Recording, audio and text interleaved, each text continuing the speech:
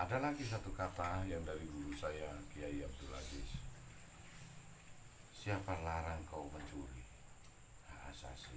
Setiap manusia punya landasan baik dan buruk.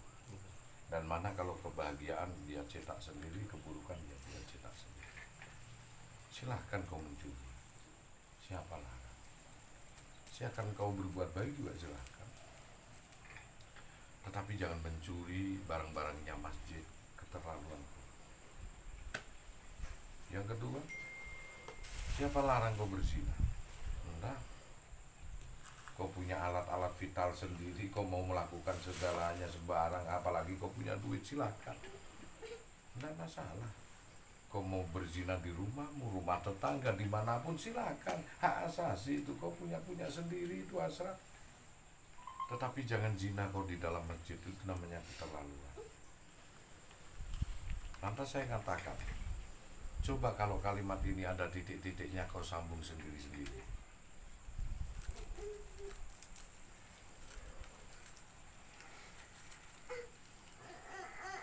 Ini ayat penjebakan. Ada orang yang melakukan, asal gak dosa syirik kan gak diampuni. Kalau ini kan masih diampuni. Lantas kau jadi penzina tulen.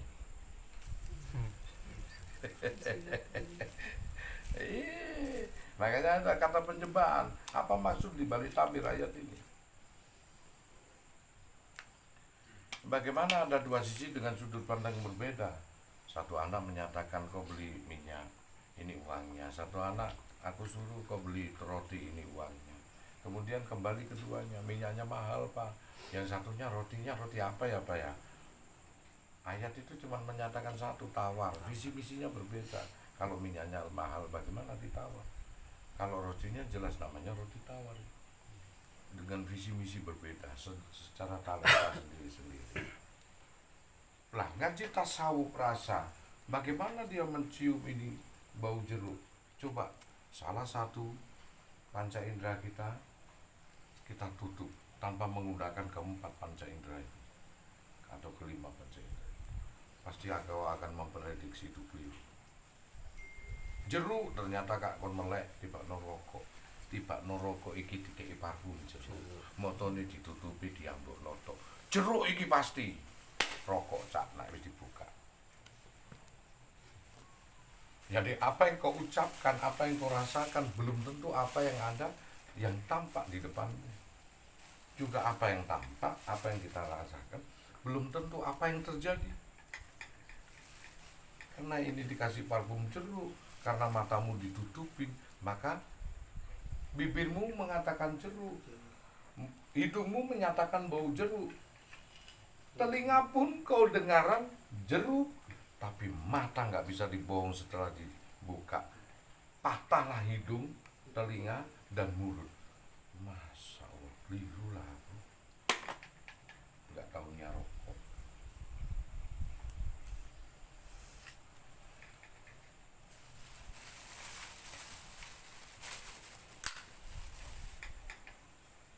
Kok bisa menyatakan itu konsep baik, buruk? Ya karena dasar-dasar yang diajarkan oleh kita yang baik-baik.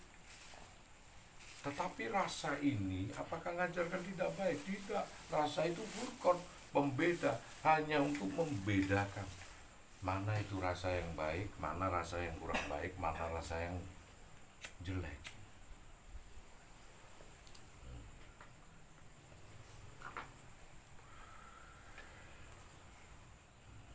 Inilah pelaku-pelaku marifat, pencari-pencari Tuhan.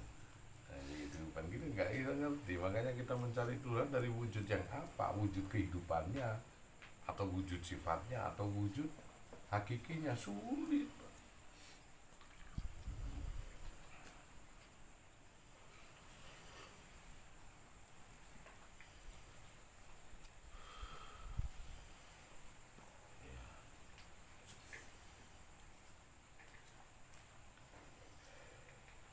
Ada orang cendekiawan,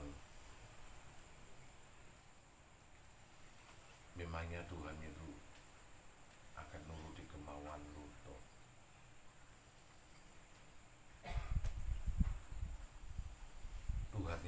siapa saja. Memangnya Tuhan itu untuk dirimu toh?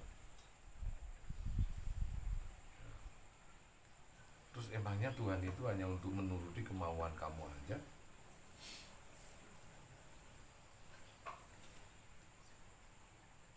Memang di dunia ini yang hidup kamu doang. Terus lantas bagaimana sosok Tuhan? Tuhan sebagai sandaran.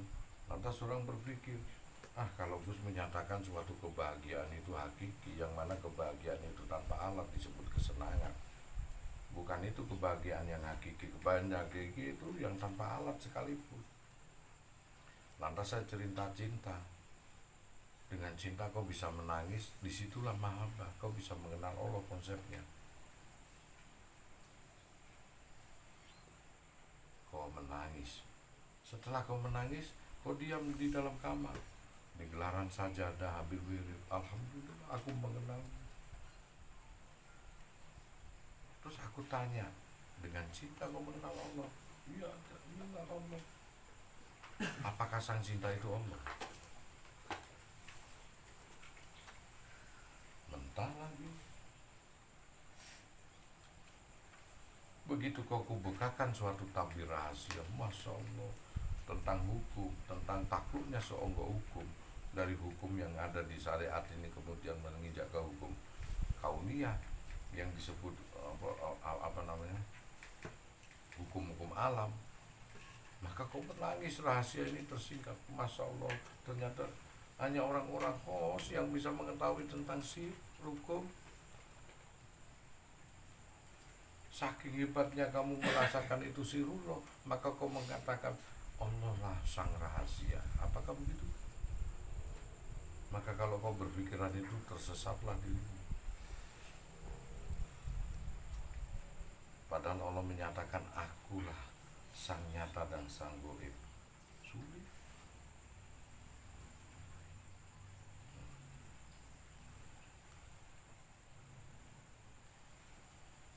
Seonggok kau mencari Allah itu, ternyata kau mencari dari sisi kejadian dan peristiwa. Kalau kau mengetahui suatu kejadian dan peristiwa itu fi'il, afa'al, segala sesuatu perbuatan hakikat adalah Allah Ta'ala. Iya tak? La haula wa la quwata illa billahil aliyil azim. Tidak ada dan kekuatan kecuali datangnya dari Allah.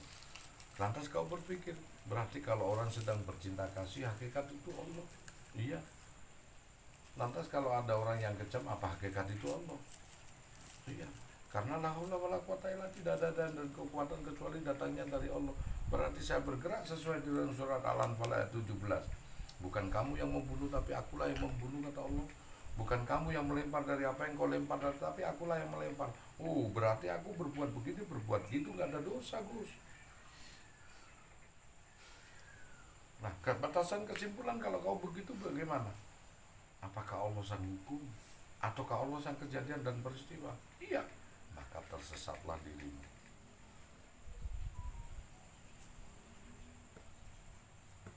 Siti-siti ini makrifat billah. Kemudian kamu mempunyai rasa yang aneh, datang ke Nokinoyo Ngopo, latifamu bergerak secara sendirian.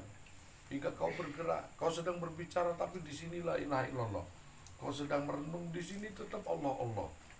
Kau bingung, orang banyak mengatakan itu jadab. Apa? Wujud cinta kasihnya kepada Allah.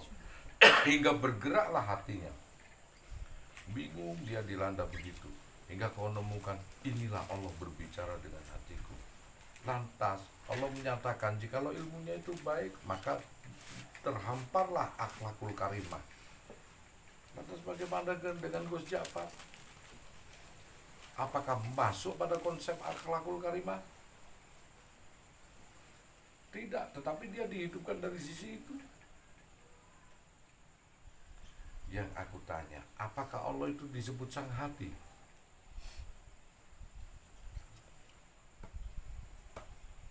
Maka jikalau kau menyimpulkan itu Allah memberikan batasan kesimpulan dan absolut, Allah absolut. Tapi kalau kau mengambil suatu batasan kesimpulan, lah ini, maka itu bukan dia. Tapi jikalau tadi yang saya ungkapkan beberapa kalimat kau menyatakan, bingung aku Gus, itulah dia. Datang ke Nokinoyo. Saat kau mengatakan al-mawjuda illallah, segala yang wujud ini Allah. Ini Allah. Apakah pohon Allah? Kalau ayat itu menyatakan al-mawjuda illallah, apakah hewan itu Allah? Oh, kau menghina. Maka kalau kau artikan tanpa makna yang apa terkandung dalam ayat itu, maka itu bukan dia, maka kau tersesat. Justru ayat itu berada di balik, justru Allah berada di balik ayat itu. Apa? Kalau Allah menyatakan al-mawjuda illallah, segala yang wujud ini hakikatnya Allah, malah Allah berada di balik itu. Apa? Allah mengatakan, mana yang tercipta, yang kau lihat, yang kau dengar, yang tidak dari aku. Bukannya. Allah sekali-sekali mengadakan suatu perbandingan. Allah maha besar, kau melihat bintang-bintang, karena itu Allah maha besar. Kau melihat galaksi, karena itu Allah maha besar. Karena ada yang landasan ukuran dari matamu, seberapa besar itu matahari, seberapa besar itu bumi, seberapa besar luas alam semesta, sampai ars, kursi. Alam semesta dengan kursi seperti cincin dibuang di padang Sahara. Kursi dengan lauh mahfuz seperti cincin dibuang di padang gurun Gobi. Oh, seperti itu. Landasan besarnya Allah maha besar. Kalau yang kau lihat dari ciptaannya itu, maka kau keliru. Itu Allah yang hibir, bukan yang akbar. Seberapa besar yang tampak dengan yang tidak tampak. Kalau bintang-bintang yang di belakang itu galaksi, terus kau lihat yang di belakang itu, ada universe. Terus kau lihat yang di belakang itu, nggak ada. Apa yang kau lihat di belakang universe itu? Gelap kan? Mana yang lebih besar? Materi atau yang gelap? Mana di antara dirimu, angan-angan yang ada di tubuhmu ini dengan kegelapanmu? Kenapa kau sedang mencari tempat materi, tetapi kau kenapa tidak mencari tempat sungguhmu? Kau belum menyelidiki yang sungguh. Maka jikalau kau menyatakan inilah isi Allah, apakah yang kosong itu bukan Allah? Maka kau akan keliru konsep ketuhanan. Yang intinya di dalam pemikiran kau bingung, di dalam hati kau pastikan itulah Allah.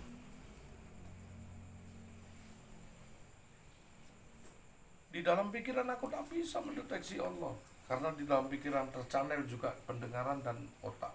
Masuk otak juga penglihatan masuk otak. Tak akan aku mampu melihat Allah di sini. Tetapi konsep hati kau menyatakan ada Allah, ada aku. Ya sang bicara, ya sang perenung, ya sang pelaku. Kita sedang menyikap gebre lakon wayang. Yang tadi hanya tinggal kita lihat bayangannya, setelah tersingkap kita baru tahu siapa dalangnya. Ternyata bukan Allah dalangnya. Terus lantas di mana Allah? Kalau yang tadi melakonkan wayang yang hanya bayangan aja, setelah tersingkap itu tabir, kau mengetahui dalangnya berada di mana dan sedang melakukan wayang apa. Dan ternyata itu bukan Allah.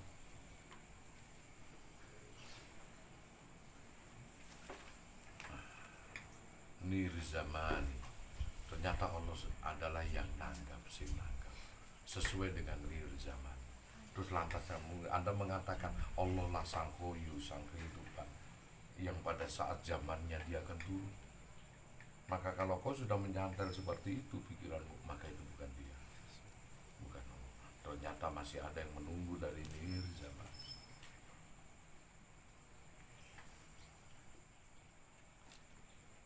Kau bertanya terus, akan kujawab sampai 3 bulan. Sampai memberikan batasan pikiranmu. Embus. Langsung saya katakan, itulah Allah.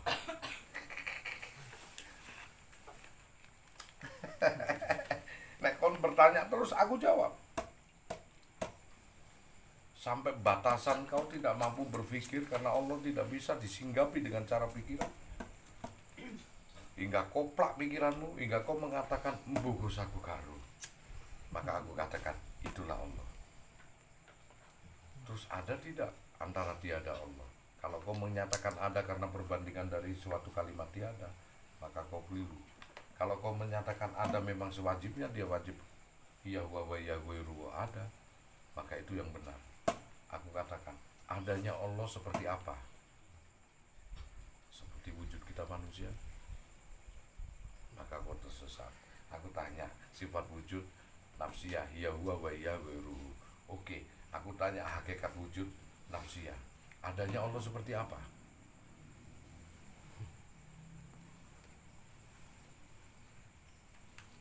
Buntu.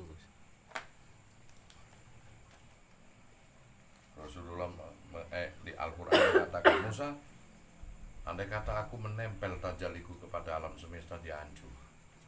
Andai kata aku melubangi aja satu hijab untuk bisa melihat kamu Musa, lihat gunung itu, dia akan hancur berantakan.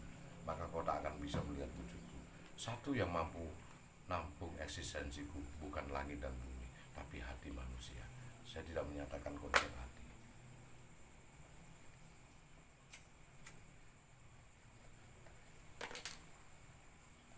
Landasan otak itu hanya berpikir aja di mana Allah.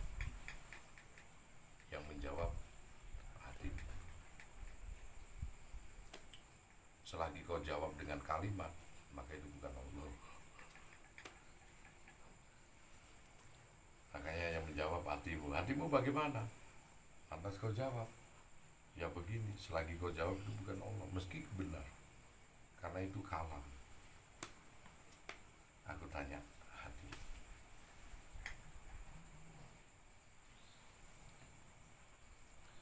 Meski bisa diceritakan tapi tak bisa. Dan itu diceritakan. Saya pernah ditanya anak saya, Pak, bagaimana kejadiannya Riri? Bisa enggak Anda bertanya sama anak kecil yang bertanya begitu? Bisa ada Riri gimana sih, Pak? Waktu itu Riri TK. Sang otak berjalan hanya untuk memberi penjelasan, bukan berbohong. Tiba mata saya melihat susu Anli, apa? Susu hamil itu apa? Prenagen. Saya ambil. Seperti ini Papa bikin kamu.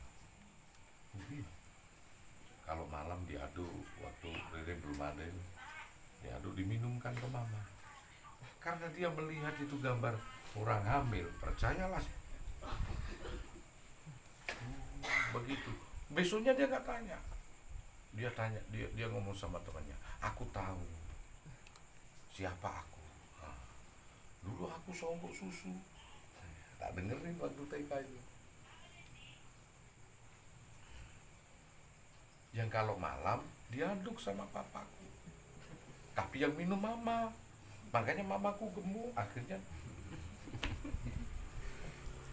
Tapi benar itu, benar yang ngadu papanya, tapi gak ngono ngaduin.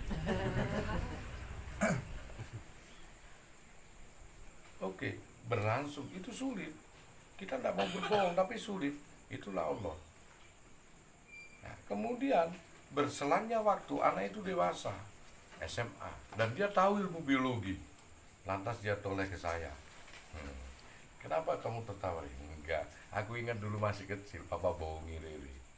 Apa? Riri kan pernah tanya. Tenang apa? Kan siapa Riri? Papa bohongi. Maksudnya? Nah itu ada susu hamil, Papa katakan Riri dari susu itu.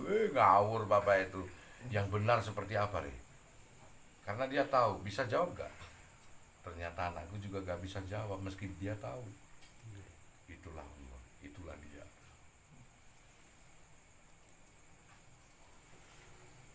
Baik kau yang tidak tahu atau tidak tahu, kalau hati simpel dia tanpa bahasa. Iya, iya, iya. Amin. Wayah.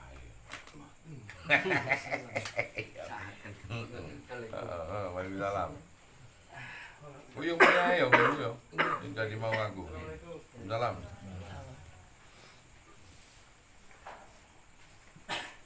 Jadi simpel. Dua-duanya kalau dia mengerti, dia akan bisa menjawab meskipun pada sudut yang sama. Meskipun pada saat sudut yang sama dia tidak bisa jawab. Itulah Allah. Simpel kok. Salah. Di mana di antara kumpulan ini ada Allah? Dengan tidak membedakan makom loh ya. Ari, kamu di sini sebagai apa? Murid. Bagus, guru. Itu membedakan makom, bukan Allah. Kalau Allah senyawa dengan semuanya, baik itu makom, wujud ataupun sifat sekalipun. Di mana dalam kumpulan ini yang bukan ilmu kalam, tetapi itu Allah. Sangar kon iku masukno iki lho. Iki kiai munyeng iku iso ditutuki karo palu iku sih. Status tadi. Loh, di mana dalam kumpulan kita jamaah istiqomah Gus Anton ini tasawuf yang mana di dalamnya campur tangan Allah. Kalau jawabannya berbeda, maka itu kalah. Kalau jawabannya biarpun ada perbedaan atau persamaannya tetapi menyatukan satu sudut yang sama, itulah Allah di situ. Kalau kau katakan aku, kau di sini sebagai apa ini makomnya? Murid. Gus Anton sebagai apa? Guru. Apa yang disebut Allah kalau ada pembeda seperti itu? Tidak. Allah itu butuh panunggalan loh, penyatuan dalam konteks berpikir maupun merasakan. Jadi itu harus sama, biarpun jawabannya pun juga harus sama.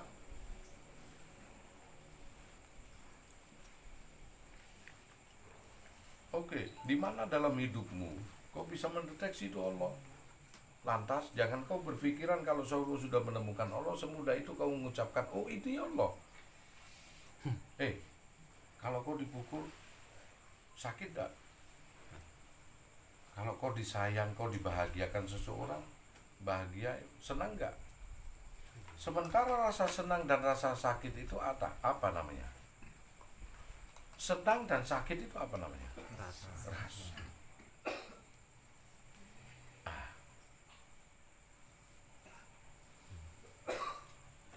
Dan kenapa ada dua sisi?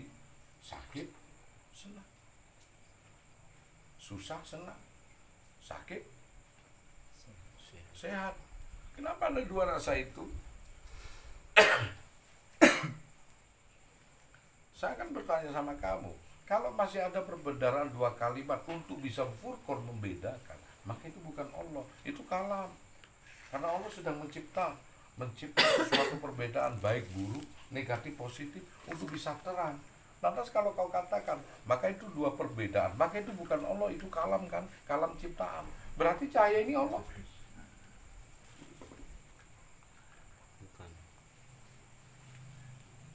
Karena cahaya ini kan dari neutron dan positron, negatif dan positif. Sementara kalau ada perbedaan itu ilmu kalam, itu bukan Allah. Tetapi hasil dari perbedaan itulah perbendaharaan nafa'ullah, berarti itu Allah. Berarti kan hasilnya cahaya ini dari negatif dan positron. Iya, berarti cahaya ini Allah. Apakah itu Allah? Allah punya kehendak loh, cahaya tidak punya kehendak loh. Kudrot irodat, cahaya tak kudrot tak irodat. Nah, makanya, apakah itu Allah? Berarti masih kalam. Kenapa? Loh kenapa emang Gus? Ya karena ada lagi perbendaharaan daripada terang, yaitu kau terkecoh sudah. Berarti masih kalam ya Gus. Letaknya di mana? Selagi kau bisa membedakan ini terang dan gelap. Kalau terang kita bisa melihat kan, ya kalau gelap kita melihat enggak? Tidak. Kau bagaimana menemukan tidak terang, tidak gelap, tapi kau bisa melihat? Kalau kau tahu itu Allah. Tapi sementara kalau kau berjalan di terang, maka kau menyatakan itu bisa melihat, dan gelap itu tidak bisa, itu bukan Allah. Carilah jikalau terang maupun keadaan gelap kau bisa melihat, itu Allah.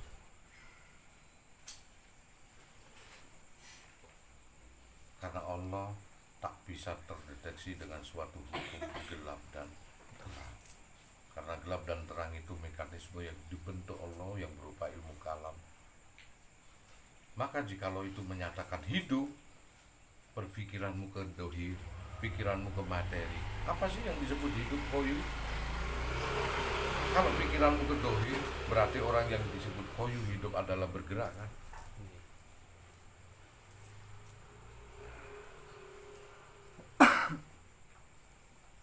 Ayo, kau tak ngaji makrifat billah. Tak ngaji makrifat billah. Untuk mengenal Allah aja, nggak usah bentuk esai tak. Eksistensi dan esensinya, adanya dan keberadaannya. Terus adanya Allah di mana? Kalau kau sudah mengerti perbendaraan min plus dan Allah tidak kena min plus, nah terus karena hasil ciptaannya inilah min plus, karena ada pembeda yang mana laki juga perempuan, maka ada ciptaan,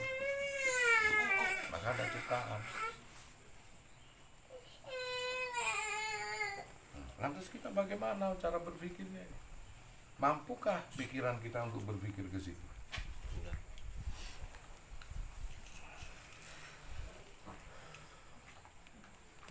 Berarti kita ini hanya mampu berpikir tentang ciptaan Allah, bukan tentang Allah. Yang mampu adalah hati kita, yang akan menampung Allah sebagai landasan pengakuan tunggal.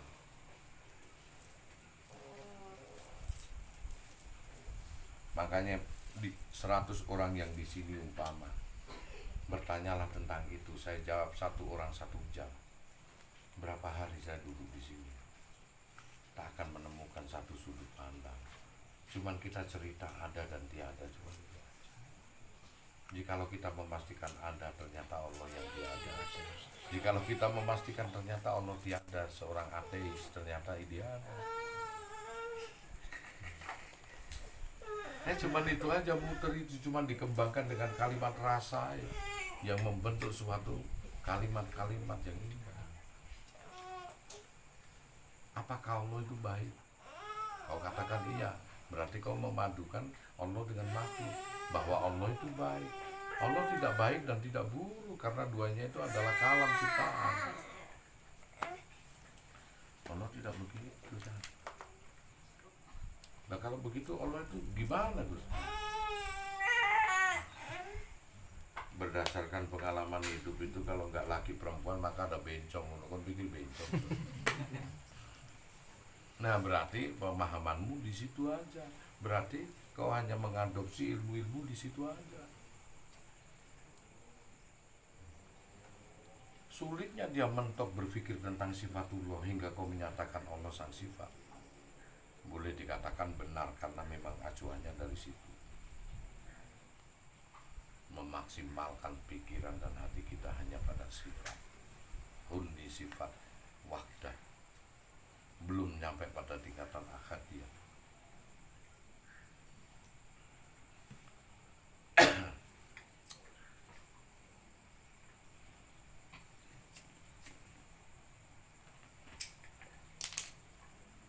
Iku Sunan Kalijogo sampai Linglung.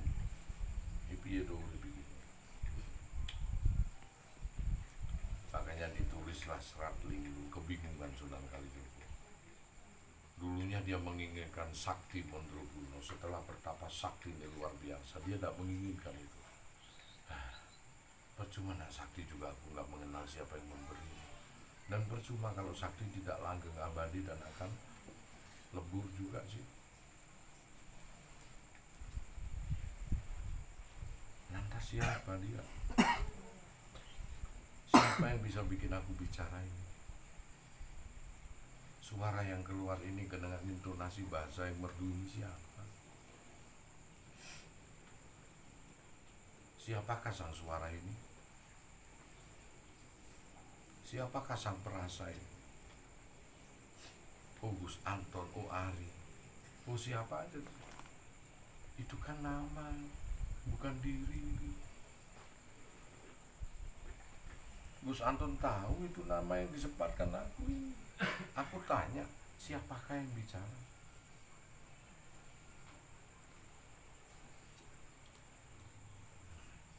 Siapakah yang punya rasa ini lo merasakan? Kok aku bisa merasakan ini ya? Kok beda ya? Terus apa yang kau lakukan?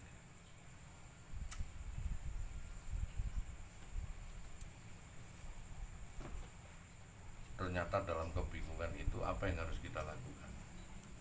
Dikembalikan, Cak, berserah diri.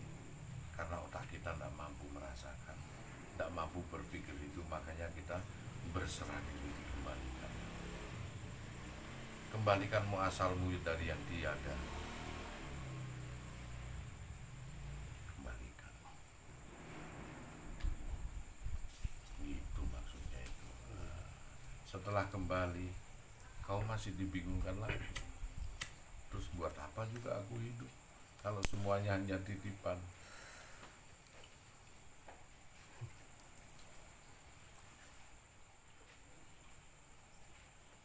Terus ada apa dengan nama kalau itu hanya label?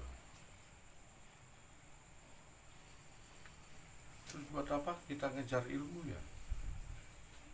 Kalau memang dari ilmu itu kita tidak mampu, dan itu bukan kepunyaan kita lagi, titipan. Ayo, opo sing omong no tentang apa yang pengetahuan yang bijak dari dirimu. Kalau itu menunjukkan Allah, meskipun Allah itu ada.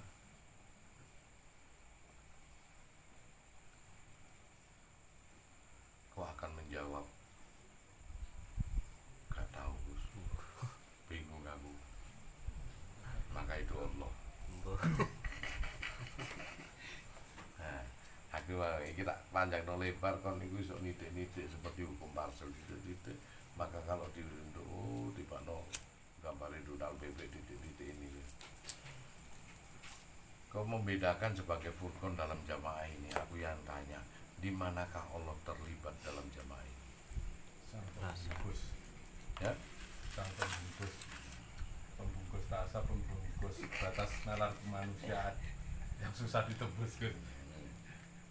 Di luar sang di mana jamaah ini yang menunjukkan eksistensi Allah? Jangan berupa diri-diri yang satu, itu kalam itu. Selagi terbongkar itu rahasia, maka itu sang kalam. Maka kalam. Apa sih yang dicari saat kau bertemunya suami dan istri di dalam kamar? Aku tanya kepada pelaku-pelaku itu. Rasa. Enggak juga. Kalau rasa begituan kau sendirian bisa meskipun udah maksiat. Ya juga. Apa yang dicari saat bertemunya dua orang yang disebut ilmu kalam? Ayahku, kemudian tercipta. Apa yang dicari di situ? kenikmatan. Nikmat kan bagian dari rasa. Lah pokok 10 pun jabarno. Podo karo sirup iku manis. Sudah jelas sirup manis, Cak. Jamu pahit, Cak, enggak usah dijabarke. Nek wis jamu pikiran dhewe, enggak usah perlu dijabarke satu persatu, wis itu pahit. Ujung-ujungnya ya pedes. Makanya apa yang kamu lakukan? Sekarang kamu melakukan apa sih yang bagian dari dirimu? Hanya dua yang kamu lakukan. Ya seperti kamu melakukan laki dan perempuan. Dalam hidupmu sendiri, kamu melalui apa? Yang kemarin yang sudah kau lalui dengan sekarang ini toh. Kalau besok kan belum kita lalui kan. Yang kemarin sampai sekarang ini. Sebagai landasan ukur. Maka ada satu lagi yang kau tinggal besok yang belum terjadi, dan itu akan terjadi kan? Entah kau masih hidup, entah kau akan lalui dengan kematian, akan terjadi enggak itu? Iya. Akan terjadi. Dan kalau kau dalam landasan bahwasanya kemarin dan sekarang ini ada landasan makhluk yang sudah tercipta ilmu kalam, terus apa yang besok? Bagaimana saat matahari itu berada di timur, bayanganmu akan berada di mana? Barat. Kau tahu itu. Kau melihat matahari di mana? Aku menyatakan kalau matahari ada di timur, bayanganmu ada di mana? Saat kau melihat matahari itu. Barat. Di belakang. Makanya itu aku tanya kan, saat matahari di timur, ini pertanyaan tidak menjebak. Ini pas saat matahari di timur, kau melihat matahari itu di timur, bayanganmu di mana? Belakang. Kau lihat bayanganmu? Enggak. Kenapa kau nggak lihat?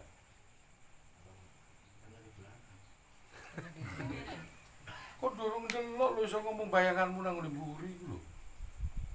Nek kon mengatakan itu aku kan mengatakan, kon iku salah kabeh. Resapi ta? dalam angan Gus. Nek matahari itu berada di timur, ya kau melihat matahari itu ada di timur, iya toh? Dengan kau berdiri kau melihat timur itu wis tandabur lo yo. Maka bayanganmu ada di mana?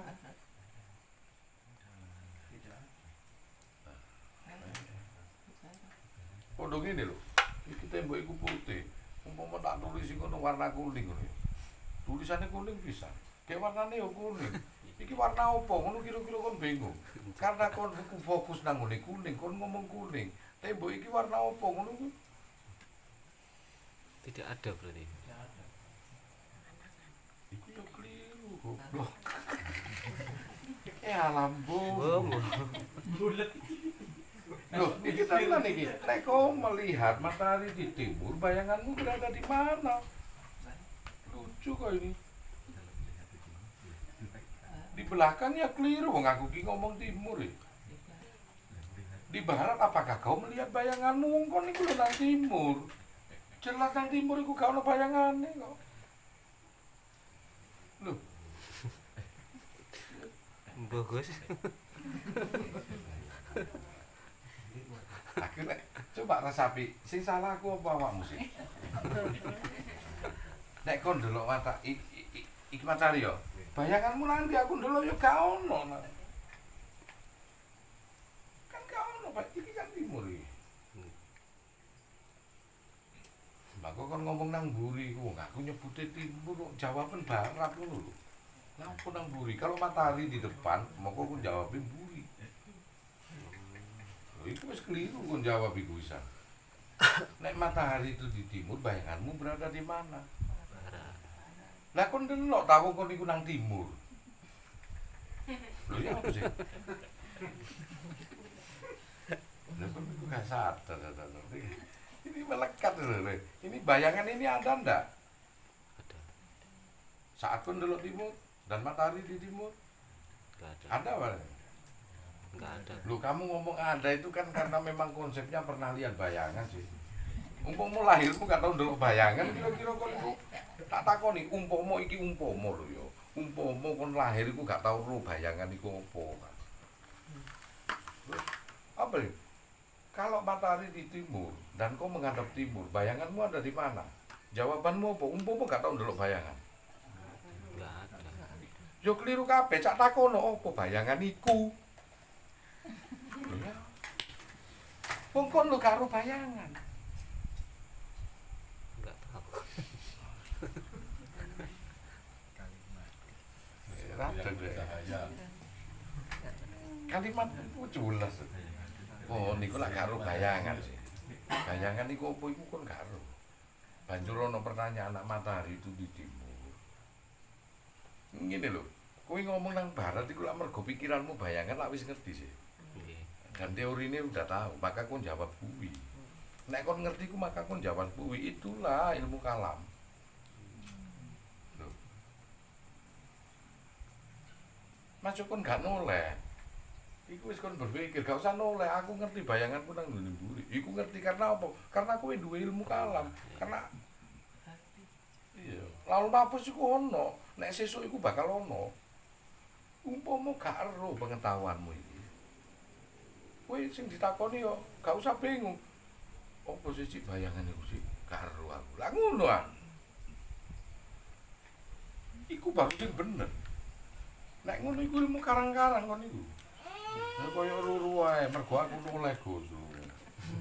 Iki aku gurung takon bentuk bayangan iki.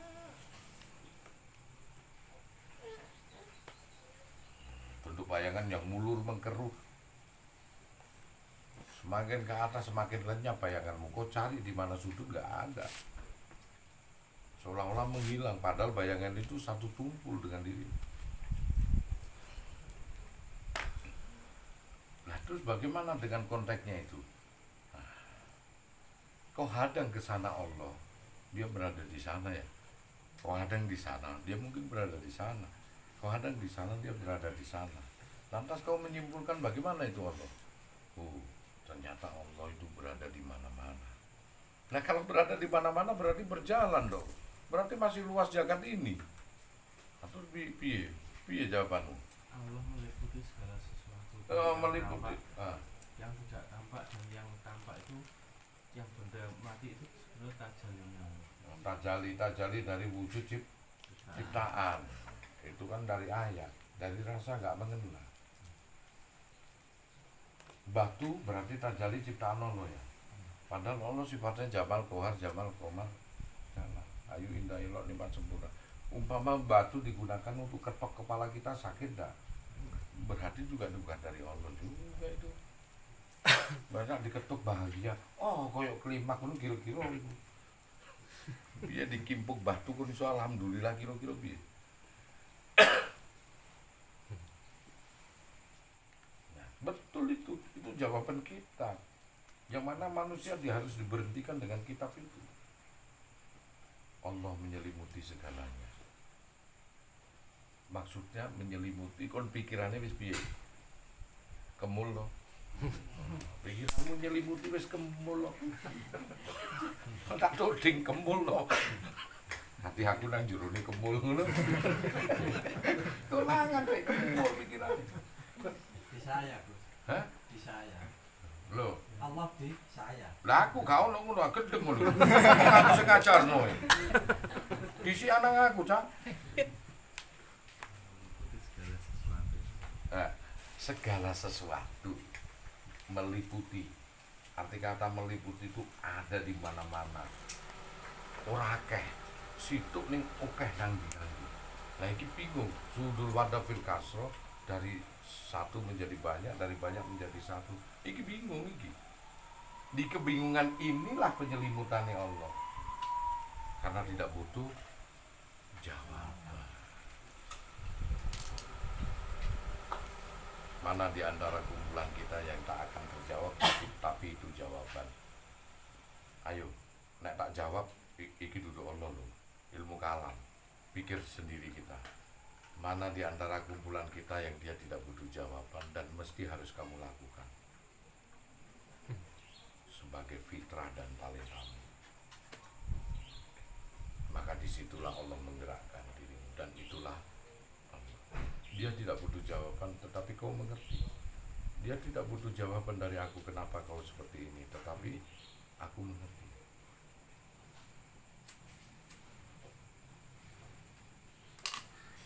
Maka disinilah Allah berkuasa di dalam kelompok kita. Besok kita rapat di antara tengah tabayun itu, Allah yang akan menjawabnya.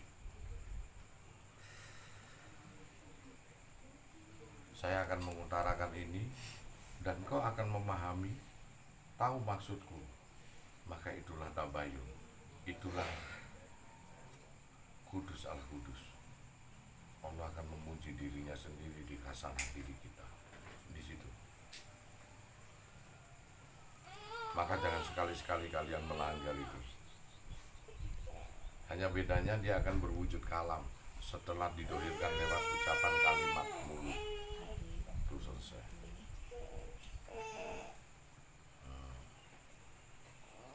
Kau diibaratkan wayang itu tadi. Kenapa? Setelah kau singkap tabirnya dengan bahasa yang ratusan mungkin ya, karakter nada yang berbeda, kau baru mengetahui ternyata yang menggerakkan satu orang. Tapi saat aku berada di keberwayang, sebelum tersingkap tirai wayang tersebut, pagelaran, banyak sekali bahasa dan intonasi kalimat. Yang aku kira itu banyak orang yang ngomong, ternyata hanya satu. Sebenarnya pertanyaan dan jawaban itulah Allah. Sebenarnya sakit dan bahagia itulah Allah. Sebenarnya bahagia dan susah itulah Allah. Sebetulnya yang gagas ataupun yang digagas itulah Allah. Sebetulnya yang muji ataupun yang dipuji itulah Allah. Termasuk sakrupane sing tak sembah ya sing Nyembah. itulah Allah.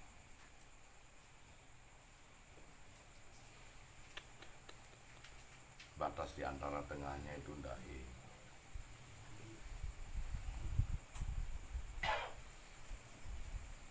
Kau tidak akan bisa menemukan Allah saat kau berada di alam sadar. Juga kau tidak akan bisa menemukan Allah di antara batas alam tidak sadar. Tetapi batas antara keduanya itulah yang disebut alam tidak sadar. Kau akan menemukan siapa dia. Saat begini aku berada di lintasan alam sadar. Saat aku berangan-angan, aku akan berada di lintasan alam bawah sadar. Terus siapa yang menumbuhkan rambutmu, kukumu, detak jantungmu berapa detik, sekian detak? Apakah kau perintahkan dengan alam sadar dan alam bawah sadar? Itu berada pada lintasan alam tidak sadar. Hai rambut, seminggu kau harus sekian mili. Pernahkah kita begitu? Enggak. Tapi rangkaian pemikiran itu menjadi satu adalah alam tidak sadar. Bagaimana kau bisa ketemu Allah? Apakah kita bernafas? Apakah hidup? Tidak. Apakah mati? Tidak. Ketemuan antara keduanya. Di saat kau hidup, kau bisa mematikan dirimu. Di saat kau mati, kau tahu masalah kehidupan. Disitulah Allah. Bagaimana? Napas, tanapas, anpas, nufus. Di saat keduanya disatukan. Apa? Hembusan, tarikan. Berada pada lintasan nufus. Di saat megenge itu kau akan menyentuh suatu rasa.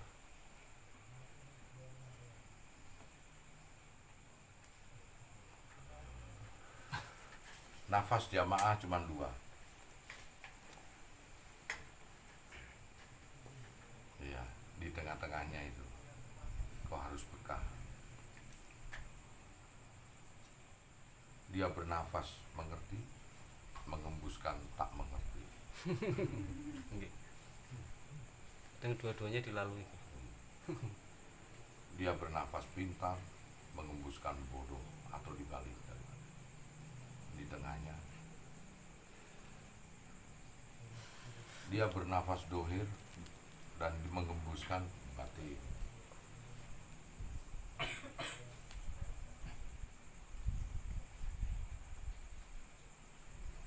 Udah di titik lanjut no sesuai dengan program dewi-dewi kau ninggal no mata kori.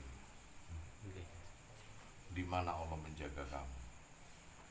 Apakah lewat ucapan, ataukah lewat tangannya perlindungan, ataukah batasannya lewat alat apa? Kau bisa mengerti Allah. Usahakan lewat kasih. Saya.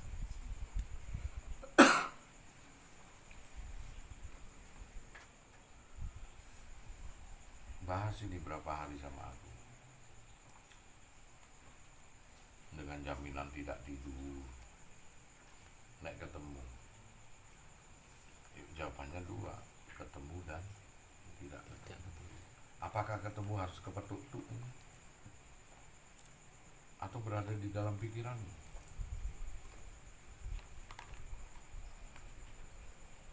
Intinya dari tadi sejam ini kita bingung ya. Oke. Masih ngomong ya bodoh goblok gitu.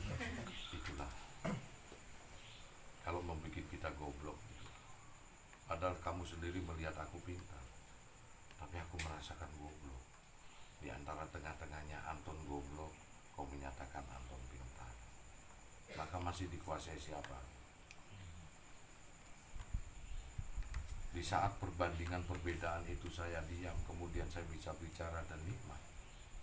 Yang sebetulnya siapa dia?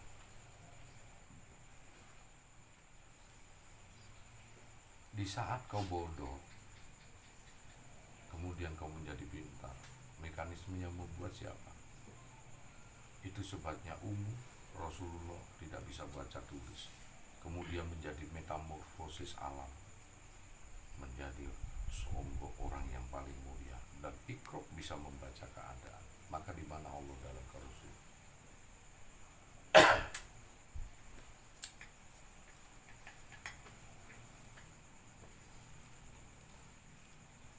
Ada ruangan di dalam ruangan, ada rasa di dalam rasa, ada kehidupan di dalam kehidupan. Kita hidup di bumi ini, dikandut sama bumi. Dari dihidup dikandut sama orang tua, kemudian lahir dikandut bumi. Maka kita dianggap sosok makhluk dalam suatu kehidupan. Maka kita juga dikandut dalam kehidupan lagi.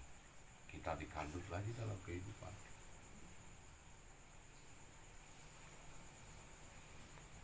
Di saat tak ingat, tetapi kita ada, kita bersama Allah. Saat dilahir, kemudian kita ingat hanya Allah sebagai lintasan suatu nama, maka kau berada di alam tidak sadar kalau kau beserta Allah. Ternyata yang dilihat dari wujudnya kan. Tapi di saat kau mengenal Allah, kau hidup di kandut di dalam gua yang disebut bumi ini, kau masih masuk ke dalam gua.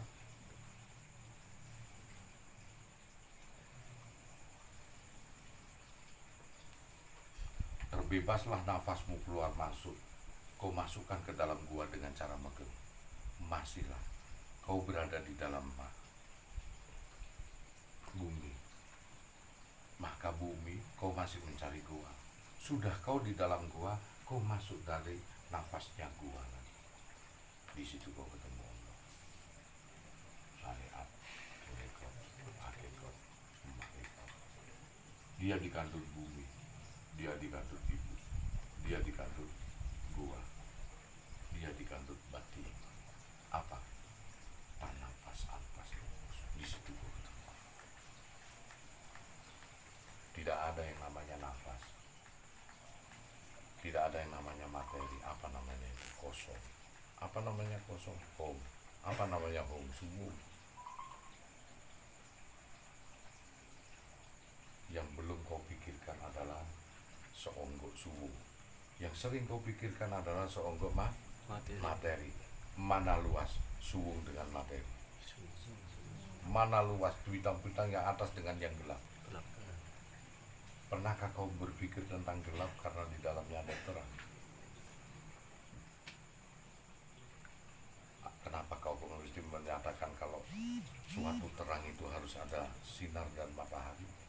Bagaimana kau bisa tidak berpikir bahwa terangnya adalah terang kebahagiaan, bukan terang seperti yang ada alat begitu?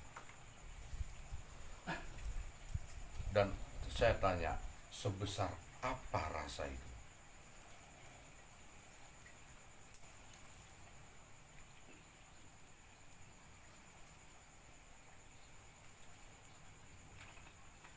Kau kalau membuat roti itu biasanya sesuai dengan karakter yang kau sukai.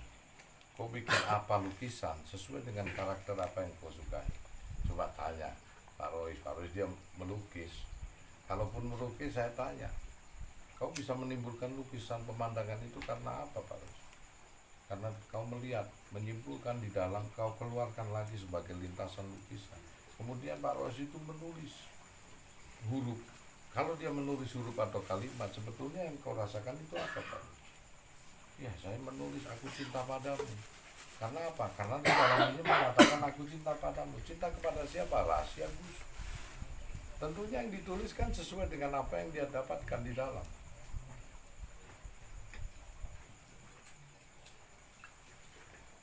Marifat bila. Terus siapa yang menggerakkan itu? Rasa itu kok bisa begitu?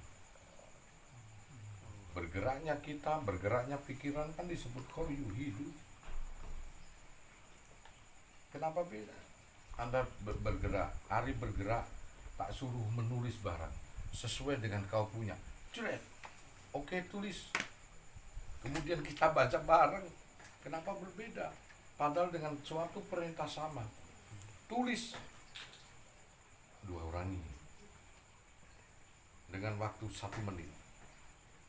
Selesai bareng. Lantas kita baca bareng-bareng, punya Pak Rois, punya Ari. Kenapa berbeda? Padahal satu perintah, tulis.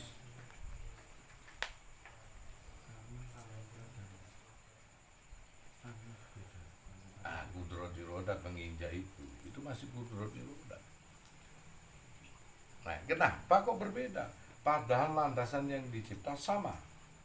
Tulis manusia di buku putih, hari juga di buku putih. Sekarang mulai detik ini tulis, saya kasih waktu 1 menit. Kau tulis. Tetapi kenapa waktu dibaca bareng berbeda? Padahal kita satu kesatuan. Tugas dan lainnya berbeda. Jadi meliputi segala sesuatu itu yang di titik ini akan menjawab ke arah sana, yang dari sini. Jadi sekian juta miliar manusia ini juga berbeda-beda itu. Oke.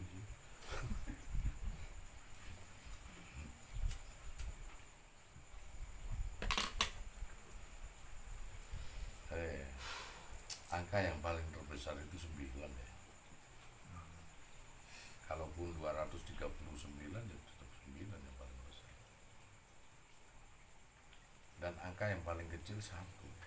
Kau tetap tidak akan bisa mengenal. Dari sebab apa itu timbul 1? Kalau 2 sih 1 tambah 1. Tapi kita tak pernah mengetahui dari sebab apa 1 itu timbul.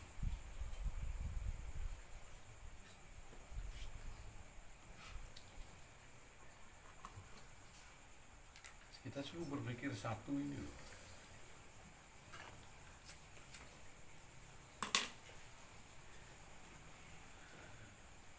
Terus yang paling hebat itu 99 ya. Kalaupun menjadi 10 atau 100, ya akan kembali kepada 1.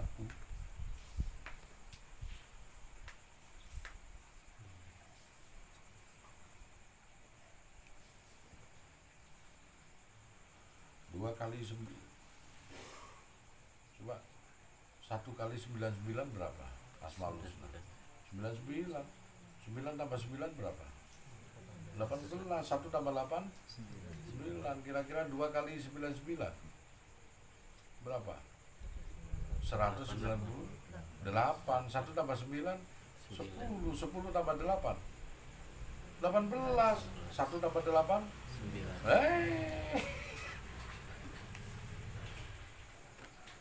matematika hukum alam itu 379 dikalikan 99 berapa ya? Hitungan kalkulator itu dibagi ya berapa? Mesti ketemu nih songo iki kira-kira iki. Jadi bagaimana ini? 7 miliar manusia sekarang. Allah tidak kesulitan menghisap seperti menghisap 9 orang. Karena watak dan karakternya sudah disusun secara sistematis oleh Allah, genetik. Salam. Ya, Nah, begitu. Maju ruwak ya. Duwe cerang gini seret, duwe cerang gini seret, duwe cerang gini. Urwoto iku. Jawabane padha. Apa jawabane?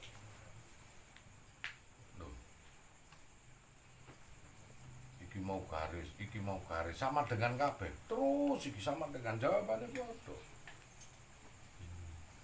Rangin jak mangan.